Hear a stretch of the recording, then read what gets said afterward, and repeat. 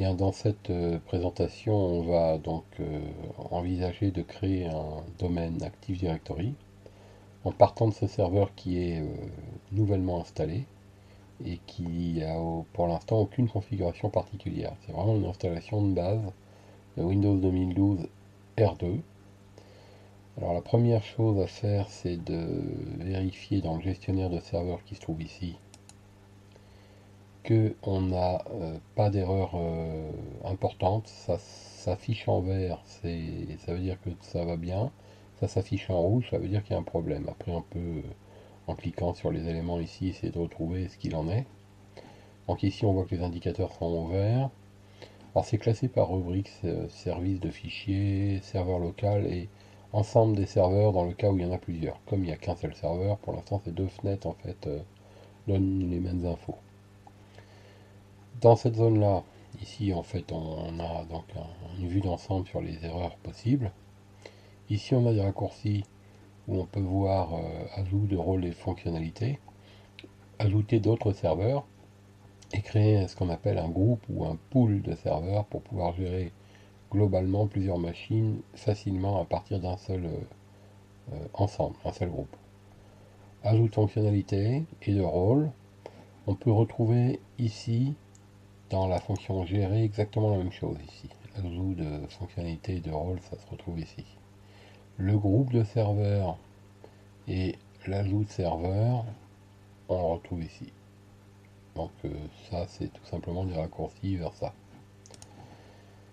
Dans la fenêtre de gauche, on est au niveau du tableau de bord. Si je clique sur serveur local, j'ai une vue des propriétés système de mon serveur.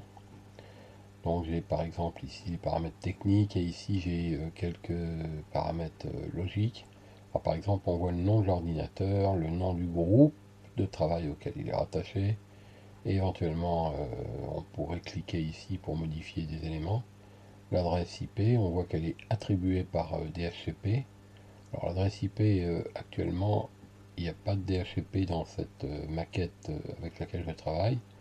Donc on a probablement une adresse IP qui est auto-configurée en technique APIPA, c'est-à-dire une adresse qui va être du type 169.254. Une valeur, une valeur. On va cliquer ici. Donc en cliquant directement ici, j'ai un raccourci qui m'emmène directement sur la carte réseau. Un clic droit dessus, propriété. Alors, ce qui se passe, voilà un petit peu d'inertie. Donc les éléments ici sont par défaut configurés comme ça. On va les voir au niveau de l'adresse IP version 4. On voit qu'il est effectivement en obtenir automatiquement une adresse IP. Pareil pour les paramètres de DNS. Donc ici, en fait, si je laisse comme ça, je ne vais pas pouvoir installer mon contrôleur de domaine et je vais donc pas pouvoir déployer mon domaine parce que une des obligations que j'ai, c'est d'avoir une IP fixe, c'est-à-dire en fait de basculer ici comme ça. Alors avant de le faire, avant de le valider, on va aller voir. Alors j'ouvre cette fenêtre ici avec le petit drapeau en tapant CMD au clavier. J'ai directement un raccourci qui s'affiche ici pour pouvoir ouvrir ma fenêtre de commande et en tapant ipconfig, je vais m'apercevoir de cette adresse IP de technologie APIPA qui est déjà configurée. Donc ça, c'est pas correct. Je ne peux pas rester comme ça pour installer mon domaine. Je vais donc mettre une IP fixe.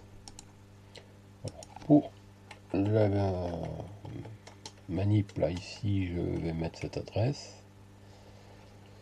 Il n'y a pas de passerelle. Pour l'instant, il n'est pas question de mettre une passerelle qui m'emmènerait sur Internet. J'en ai pas besoin.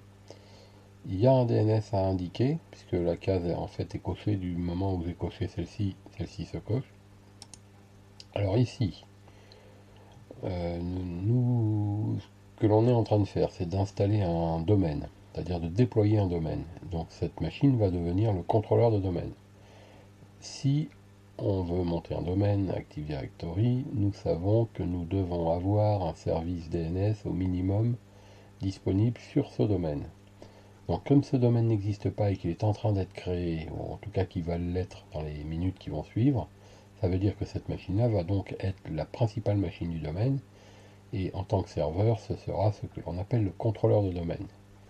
En tant que serveur, contrôleur de domaine, il doit gérer le service DNS du domaine. C'est-à-dire c'est ce serveur-là qui aura pour responsabilité la gestion du système de nom de domaine, le DNS, de ce domaine que nous allons créer. Donc, pour résumer, ma machine, celle-ci, est donc mon futur serveur DNS, autant l'indiquer tout de suite ici, en indiquant son adresse. Alors, deux techniques possibles. Soit j'indique son adresse, ou bien, et j'ai souvent l'habitude de faire comme ça, j'indique l'adresse de bouclage, qui revient au même, mais qui me donne un peu plus de logique ici, puisque si je venais à ajouter des adresses IP ou bien à en changer plus tard, ce champ-là renverra de toute façon toujours le DNS sur cette adresse de bouclage. Voilà, donc adresse IP fixe, masque, pas de passerelle, DNS local. On fait OK, on fait OK, on peut quitter cette page. On va revenir ici, on va refaire la commande IP config, et on vérifie qu'on a bien 172.30.0.252 le masque. Si on veut vérifier les DNS aussi, on rajoute le paramètre /all. Il y a beaucoup plus de choses qui s'affichent, mais on va regarder au niveau des serveurs DNS si on voit bien notre service DNS désigné en adresse 127.0.0.1. Bon, là maintenant c'est le cas, on peut fermer cette fenêtre. Alors on voit ici que ça n'a pas changé en fait, tout simplement parce que la fenêtre n'a pas été mise à jour, donc je vais cliquer ici et voilà, on peut voir que ça change ici. Maintenant on va se polariser un petit peu sur le nom et le groupe de travail. Alors, le groupe de travail, workgroup, c'est la valeur par défaut. Si je clique dessus, je peux le voir ici et je peux le changer. Par exemple, je pourrais modifier ce champ et le changer. Mais moi, ce que je veux faire, c'est construire un domaine et faire de cet ordinateur le contrôleur de ce domaine. Donc je n'ai pas intérêt à faire ça. Maintenant, je n'ai pas indiqué que je serais membre d'un domaine, parce que là, ça sous-entend que je suis membre d'un domaine, et là, il attend que je lui donne le nom du domaine, en supposant qu'il existe déjà, ce qui n'est pas le cas. Donc moi, je ne peux pas être membre d'un domaine qui n'existe pas. Il faut d'abord que je crée mon domaine. Donc c'est pas cette fenêtre-là qui va me créer mon domaine, je vais rester là-dessus. Le nom de l'ordinateur peut aussi être changé. Mais si je le change, ça ne va rien m'apporter de particulier. Le seul regret que je peux avoir avec ce nom, c'est constater qu'il est quand même très compliqué. Et je peux avoir envie d'en changer. Alors, mon conseil, ne changez pas le nom de cette machine, puisque on va pouvoir le simplifier par un système d'alias dans le DNS. Si ce nom nous paraît trop compliqué, on va créer des alias plus simples qui vont pointer vers ce nom. Ça reviendra du coup au même. Mais l'intérêt de le conserver, c'est que je suis certain que ce nom, malgré qu'il soit pas très agréable, il est unique au monde. Pourquoi? Ben, tout simplement parce qu'il a été construit par un algorithme, c'est-à-dire un programme, qui s'est basé sur des éléments techniques, physiques de cet ordinateur, alors du type numéro de série du processeur ou adresse MAC de la carte réseau, qui sont, je le rappelle, en fait, des éléments qui sont forcément uniques en termes de valeur. Leur numéro est unique au monde. Donc si un algorithme combine ces éléments uniques pour créer ce nom compliqué, certes, mais unique au monde, eh ben, c'est plutôt une bonne chose. Donc je ne vais pas y toucher. Donc on est venu ici pour constater, pour voir que c'était possible, mais on ne va rien toucher. Du coup, si je touche rien, j'annule. Alors maintenant, ça on n'y touche pas. L'adresse IP c'est fait. On va pouvoir fermer cette fenêtre.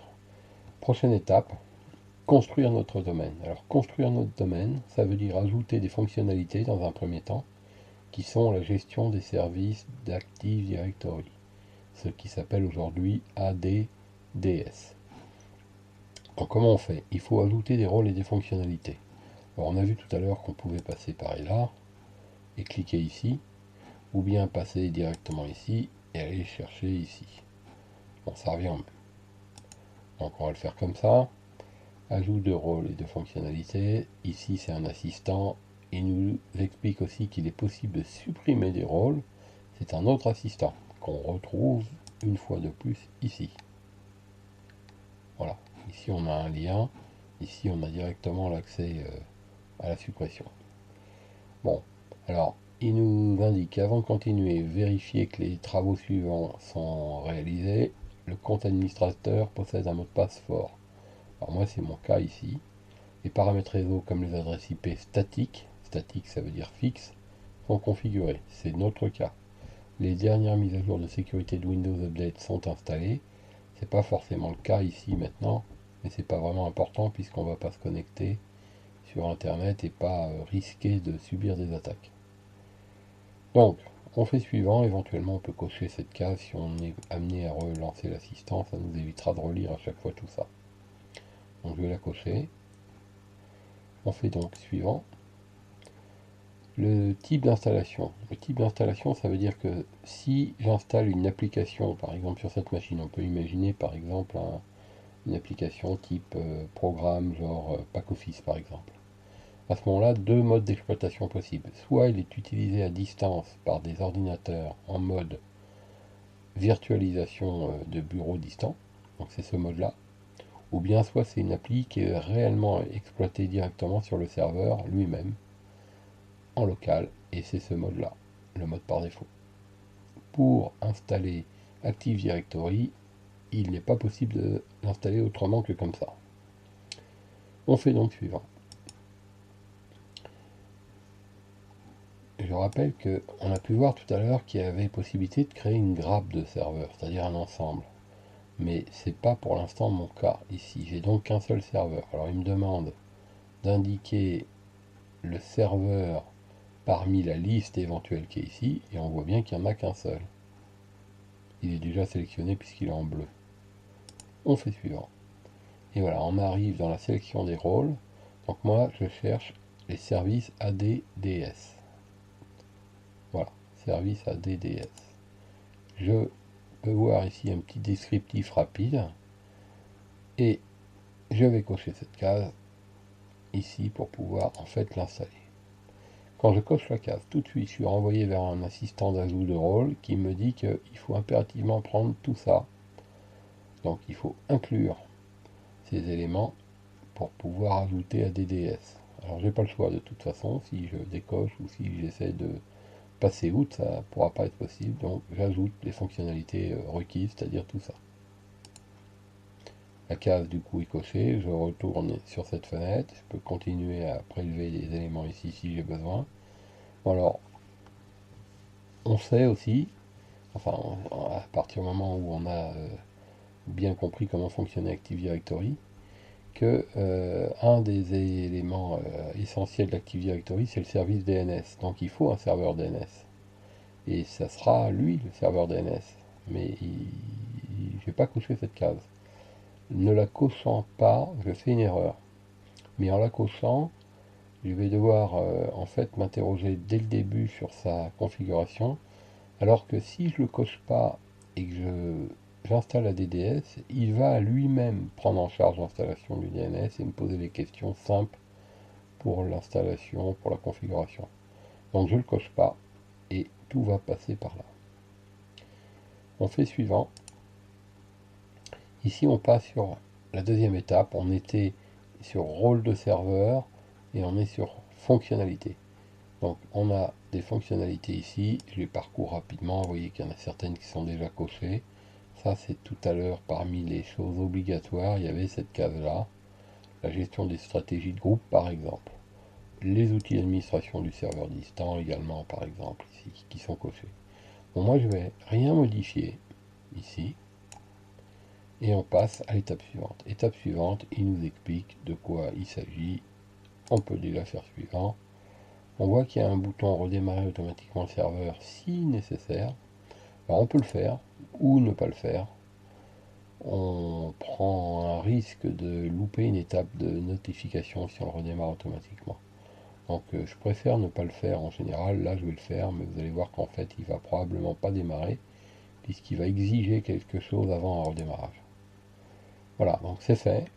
On fait installer, on a un bouton qui s'active ici, et on peut voir ici le démarrage de l'installation.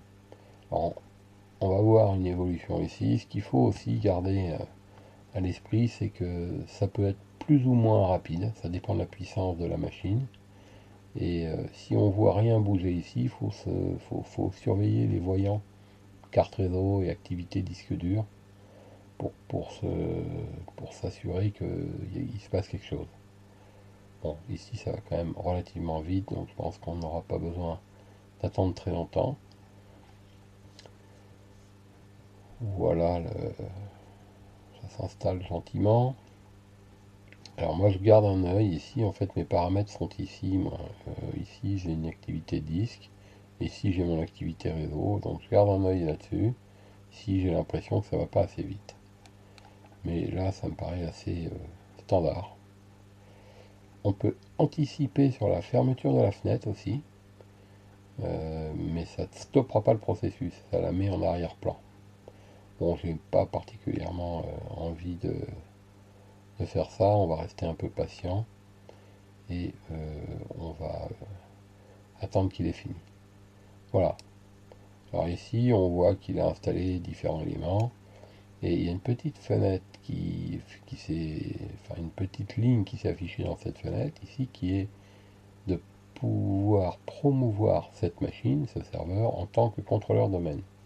Et si on fait bien attention, il y a aussi cette indication ici qui va nous ramener à la même chose. Alors, par exemple, vous allez voir, je vais fermer cette fenêtre en oubliant volontairement de cliquer ici. Et je suis alerté ici par la notification. Si je clique dessus, je vois le petit panneau ici là, qui exige de promouvoir ce serveur en contrôleur domaine. Donc je vais cliquer ici. Ici, voilà, on attaque véritablement la phase d'installation du domaine.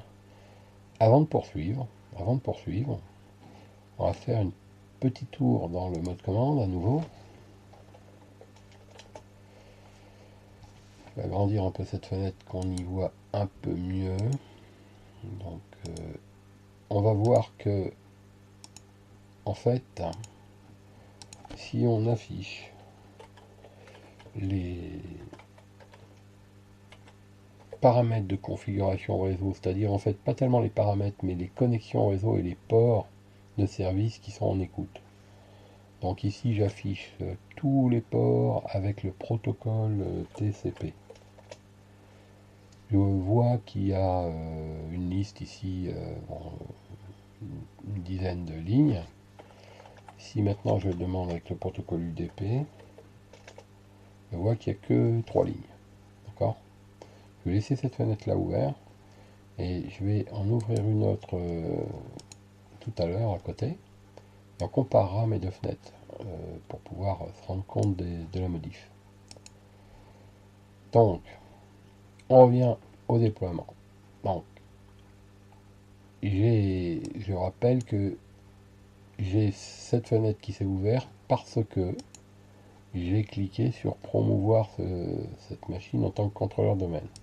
Donc j'ai cliqué ici et ma fenêtre s'est donc ouverte. Donc qu'est-ce qu'on doit faire? L'opération de déploiement. On ajoute un contrôleur de domaine à un domaine existant? Non, notre domaine n'existe pas. Donc on n'est pas en train d'ajouter un contrôleur à un domaine qui n'existe pas. C'est donc pas le premier choix. Ajouter un nouveau domaine à une forêt existante? Non, il n'y a pas de forêt. Il n'y a ni domaine ni forêt. Donc pour pouvoir créer un domaine, il faut d'abord créer une forêt. Or, j'ai ni l'un ni l'autre. Donc c'est forcément le troisième choix qu'il faut cocher.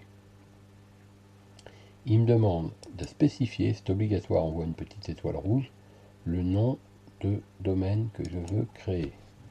Donc le nom de domaine racine, qui sera aussi le nom de ma forêt, je vais l'appeler domaine.local.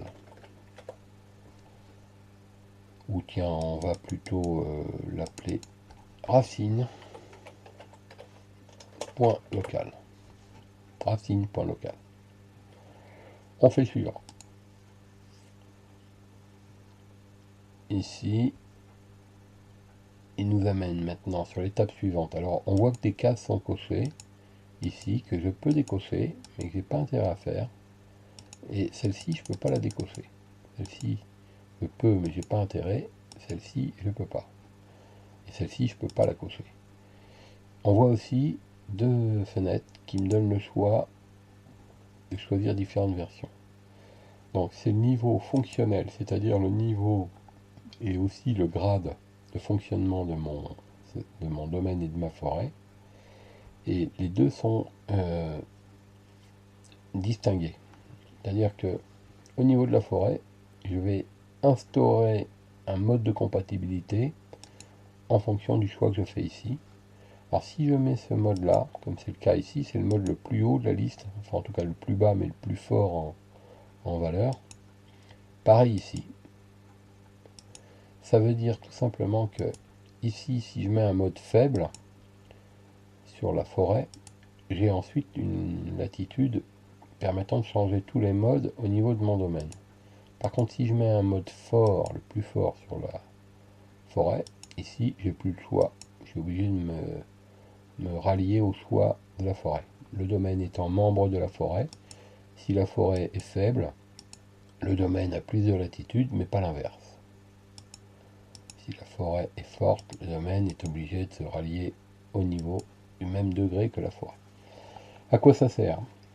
Sans entrer dans les détails, parce que ça c'est plutôt l'objet d'une documentation qui peut accompagner cette présentation pour avoir des précisions là-dessus. Le niveau fonctionnel va nous permettre d'être plus ou moins efficace en termes de sécurité, mais plus on est sûr, moins on est compatible avec les ordinateurs du passé. Et par exemple, il ne sera pas possible d'installer des Windows XP sur un domaine qui est membre d'une forêt dont l'exigence de sécurité correspond à Windows 2012 R2. Bon, alors on va laisser ça comme ça pour pouvoir ensuite intégrer des machines clientes qui seraient de la génération 2010, Windows 10, pardon. Par contre, si on veut intégrer des machines clientes qui soient de la génération Windows 7 ou Windows Vista, il faut qu'on soit plutôt sur un domaine au niveau 2008. Et donc j'ai réduit ma forêt pour pouvoir réduire mon domaine à 2008 R2, révision 2. Ça, je pourrais y revenir plus tard et je pourrais donc monter en degré de compatibilité et donc en efficacité, mais je ne pourrais pas revenir en arrière. Donc il ne faut pas que je choisisse une valeur trop élevée en termes de valeur ici, parce que de toute façon on ne pourra pas redescendre plus tard. Donc voilà le compromis que je propose. Le serveur DNS, pourquoi il est déconseillé de le cocher? Parce que si je le décoche, ça veut dire qu'il ne va pas l'installer, mais il va exiger qu'il y en ait un quand même. Donc il va me demander d'indiquer le serveur DNS qu'il doit contacter, et comme j'en ai aucun dans mon environnement, il ne va pas pouvoir aller plus loin. En cochant cette case, le serveur DNS va s'installer sur cette même machine.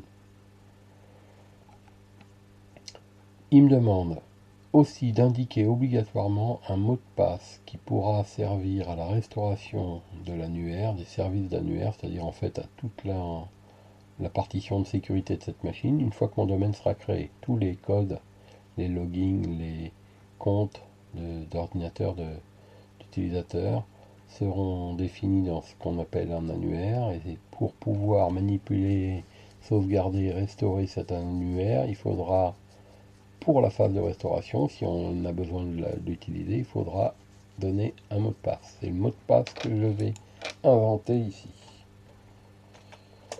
Alors, il faut que ce mot de passe soit suffisamment complexe pour être accepté. On fait suivant. On a une petite alerte où il nous dit qu'il est impossible de créer une délégation pour ce serveur car la zone faisant autorité est introuvable. Alors la zone parent faisant autorité c'est la zone qui porterait le nom du domaine que je veux créer. J'avais appelé racine.local, évidemment qu'il ne peut pas la trouver puisqu'elle n'existe pas en fait. Elle n'est pas encore créée à cet instant. Du coup, il se met en erreur et il nous explique un petit peu plus bas qu'en fait, vous voyez, en dehors du domaine racine.local, sinon aucune action n'est requise. Donc, si il y avait un domaine enfant ou parent par rapport à ce domaine-là, il faudrait le créer dans une zone DNS et faire ce qu'on appelle une délégation à cette machine pour qu'elle puisse gérer cette zone. Mais c'est pas le cas puisqu'il y a un seul serveur DNS qui gère cette zone-là et qui n'est pas encore créé. Donc c'est pourquoi il nous termine la phrase en disant sinon aucune action n'est requise. Ce qui veut dire qu'en fait il n'y a rien de grave, il n'y a pas de problème et on va simplement faire OK. On fait maintenant suivant. On attend un petit peu, on voit que ça bouge un petit peu là-haut. Là. Il est en train de vérifier par des requêtes réseau que le nom racine.local est libre. Et si c'est le cas, il le valide en tant que nom de domaine NetBIOS, c'est-à-dire un nom réduit à la première partie, avant le point, écrit en majuscule pour qu'on le distingue, et qui permet aux applications réseau de type NetBIOS, qui ont aujourd'hui quasiment disparu, de pouvoir travailler avec ce domaine, sachant que ces applications NetBIOS ne sont pas compatibles avec les noms composés de type DNS comme racine.local. Bon, donc ici rien à dire, rien à faire, ne changeons pas ce nom-là, ça donnerait de l'incohérence. On fait simplement suivant.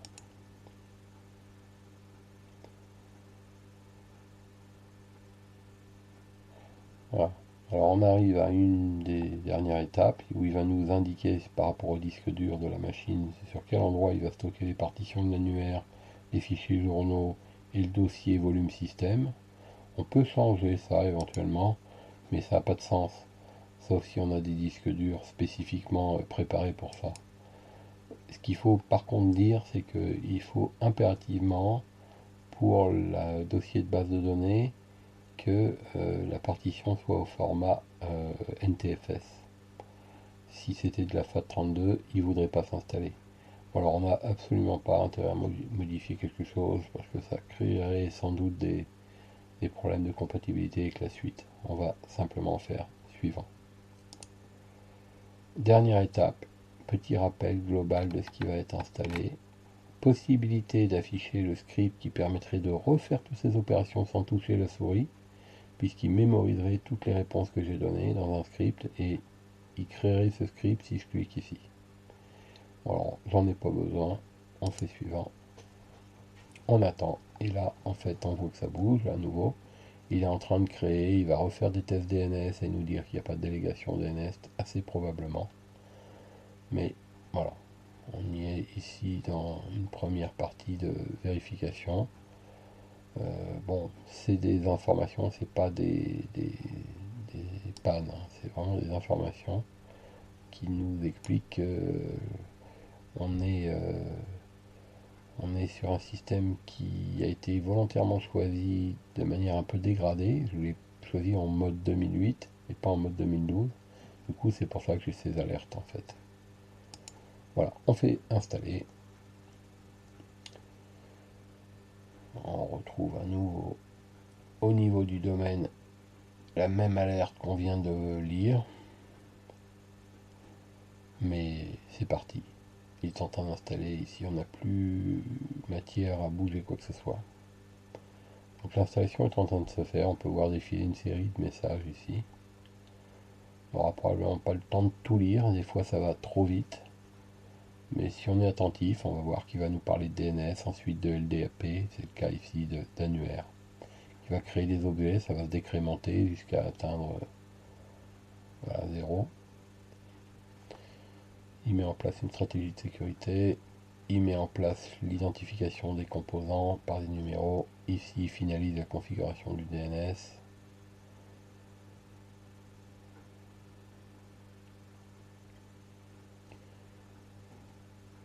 Alors, il va démarrer dans moins d'une minute. Si j'ai le temps de revoir ma fenêtre.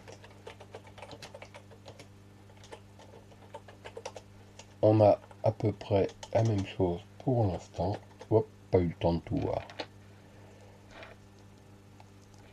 Donc on n'a pas eu le temps de voir, mais en réalité, en UDP, on va voir qu'il y a une infinité de ports qui sont ouverts. Alors on va le voir juste après. Mais il est en train de redémarrer. Alors ce redémarrage peut prendre pas mal de temps, dans la mesure où c'est au moment du redémarrage qu'il valide l'installation de la plupart des services d'Active Directory.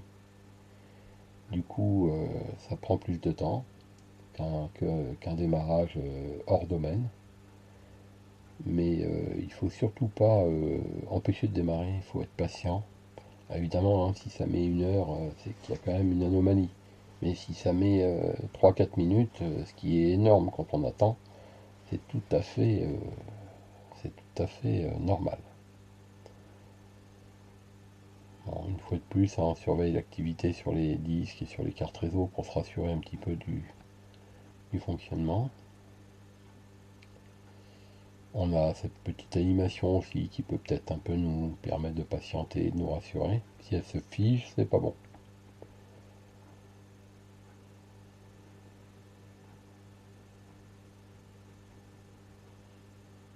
Ça n'aurait plus être très long et il faut rester patient quoi qu'il arrive.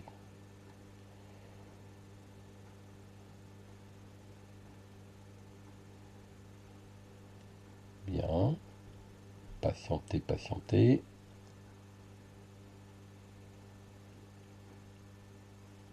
Voilà, il est en train d'écrire sur le disque dur, je vois le voyant lorsqu'il passe au rouge là ici. C'est de l'écriture, il y a eu toute une série d'écritures ici. Là c'est vert. Donc on est en train de, à mon avis, de finaliser l'installation. Voilà, ça s'active.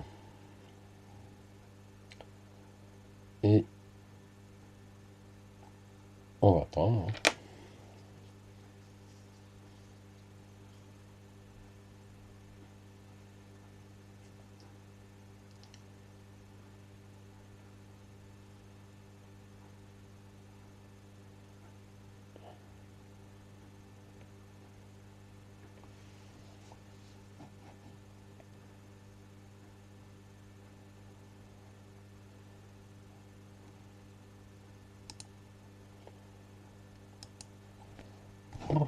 C'est long. Voilà, ça y est. Donc là on voit que les éléments très rapidement se sont succédés. On a la main ici. On peut se connecter sur cette machine. On voit que le nom de domaine est maintenant activé. Alors que tout à l'heure il y avait juste écrit administrateur ici. Là il y a Racine, administrateur. On met le mot de passe d'installation. Sans se tromper, c'est mieux.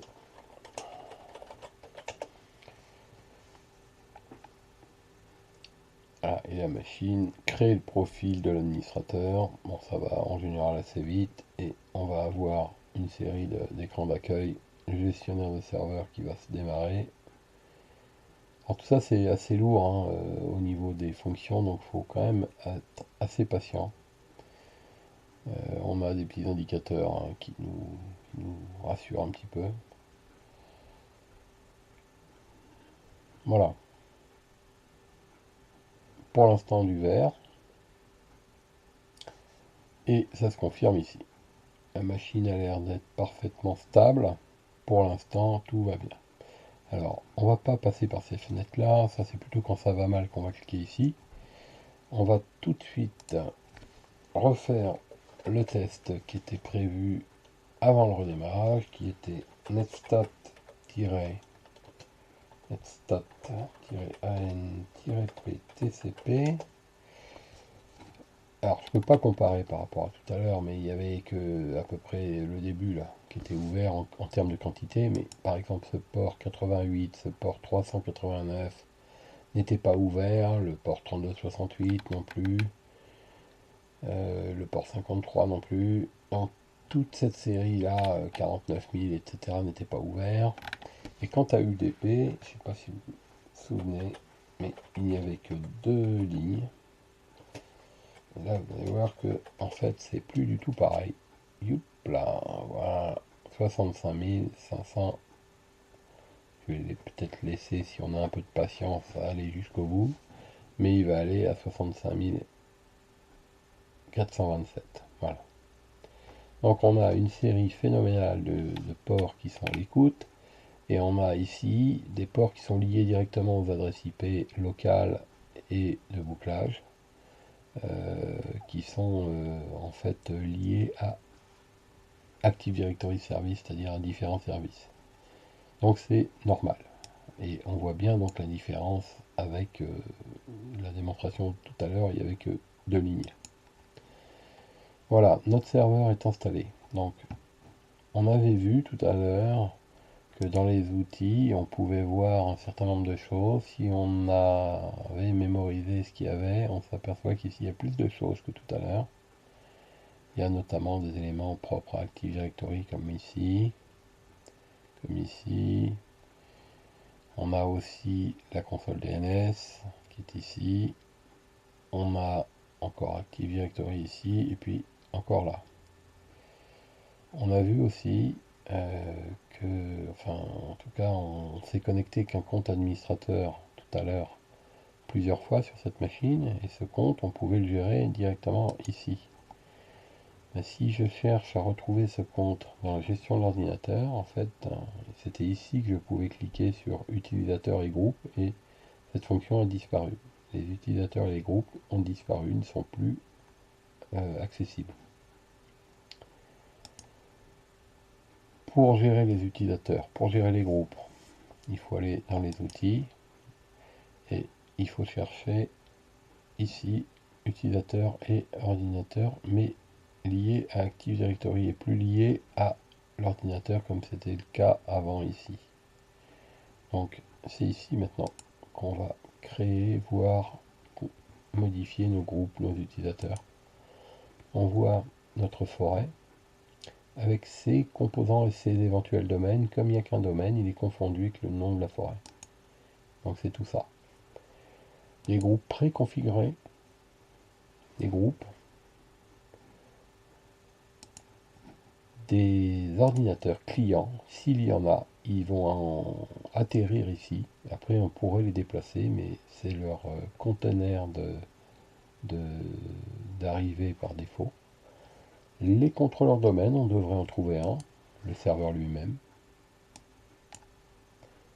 C'est lui-même, cette machine. On peut cliquer dessus, on peut avoir quelques infos. Système d'exploitation, par exemple. Et puis, différentes fonctions ici qu'on verra plus tard, mais celle qui peut nous intéresser tout de suite, c'est les utilisateurs et les groupes que l'on ajoute. C'est ici qu'on les fera par défaut. Alors, par exemple, administrateur est déjà créé, il est ici. Si on veut créer un nouvel utilisateur, on peut le faire ici. On peut lui donner un nom, un prénom, on peut simplifier. Il suffirait d'avoir soit un prénom, soit un nom, c'est suffisant. Et surtout le nom d'ouverture de session. On voit qu'il est rattaché au domaine, ici.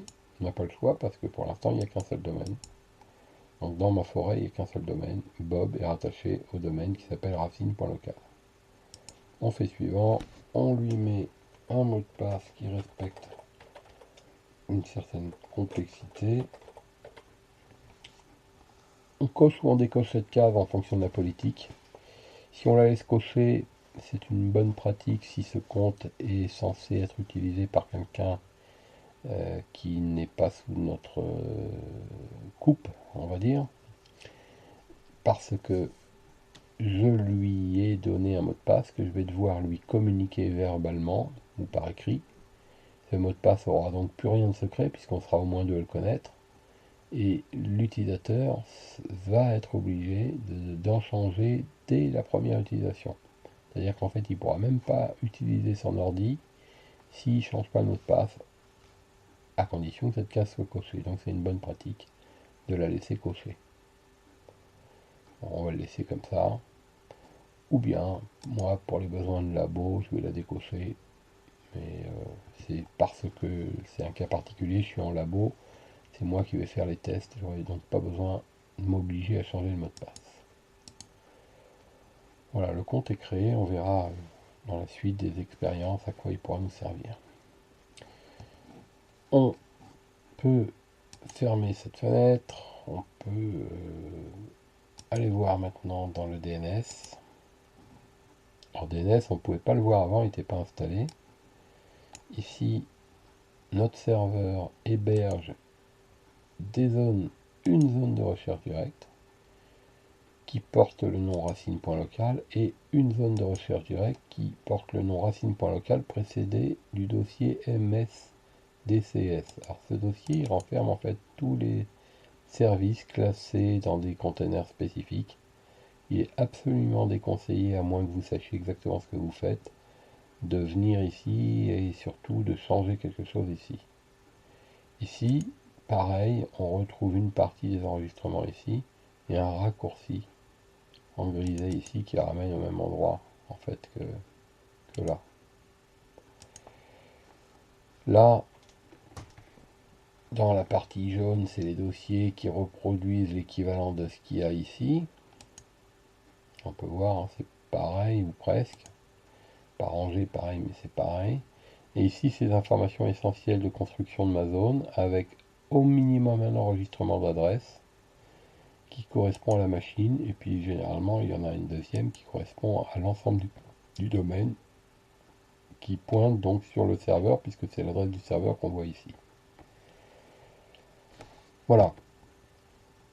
Alors dans cette présentation, il était question de mettre en place uniquement le domaine. C'est fait.